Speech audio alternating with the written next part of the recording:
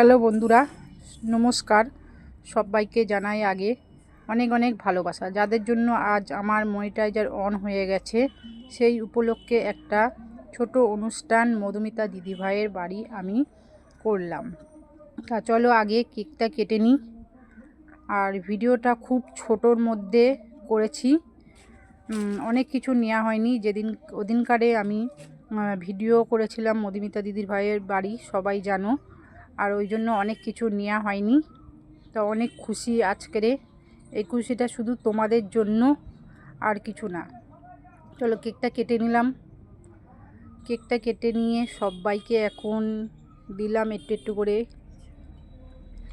আর আজ আমি অনেক খুশি তোমাদের ভালোবাসায়, তোমাদের আশীর্বাদে আজ মনিটাইজার আমার অন হয়ে গেছে। আর আমি প্রথম থেকেই বলেছিলাম যে আমার মনিটাইজার অন হলে আমি মধুমিতা দিদির ভাইয়ের বাড়ি কেক কাটবো।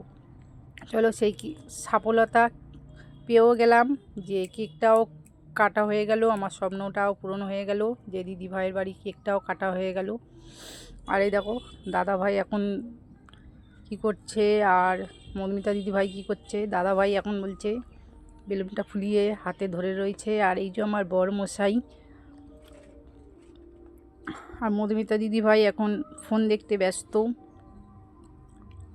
আর কেকটা কাটা হয়ে গেছে, সবাইকে এখন একটু একটু করে দিয়ে দিই। আর এই যে লাইট ধরে রয়েছে, আমাকে ভিডিও করেছে, ওরাও খুব খুশি, আমিও খুব খুশি। আর তোমরা তো জানোই যে একটা মাত্র বন্ধু আমি ভাগ্য করে পেয়েছি, যে আমি সোশ্যাল মিডিয়ায় এসে যে এত ভাগ্যবান, যে এত বড় মনের মানুষ পাবো, যে এই দিদি ভাই। আর সবই এই দিদি ভাই। আর এক দাদা ভাই আছে, উনিও আছে আমার সফলতার পিছনে। উনিও আমার মনিটাইজার অন করে দিয়েছে, সব কিছু কাজ করে দিয়েছে সোমনাথ জিজু। তা তোমরা তো জানোই এই মধুমিতা দিদিভাইয়ের সূত্রে সোমনাথ জিজুর সাথে আমার পরিচিত। আর চলো দেখতে থাকো রাত্রের মেনু কি হচ্ছে। দিনের মেনুটা তোমাদের দেখাতে পারিনি, রাত্রের মেনুটা দেখাই।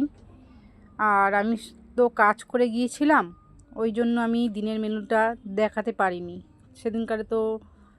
যেদিনকারে আমি এই ভিডিওটা করেছি, সেদিনকারে তো আবার আমার দোলের ভিডিওটাও শ্যুট করেছিলাম মধুমিতা দিদির ভাইয়ের বাড়ি। চলো এখন অনেক রাত হয়ে গেছে, আমরা এখন খেতে বসে গেছি। এই যে আমার বর অর্ণবী, এই যে আমার ছেলে, সবাই মিলে আমরা এখন রাত্রেবেলা খেতে বসে গেছি। ডিনার করে নিয়ে এখন বাড়ি যেতে হবে।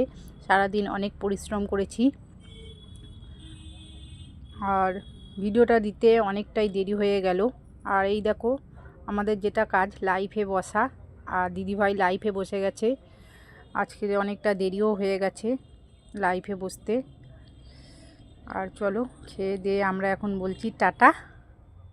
ব্যাগপত্র গুছিয়ে নিয়েছি, টাটা বলছি। আর এদিকে দাদাভাই বলছে আমাকে দেখাও, আমি তো নায়ক। আর দেখালাম। আর শেষমেশ আমি বাড়িতে চলে এলাম।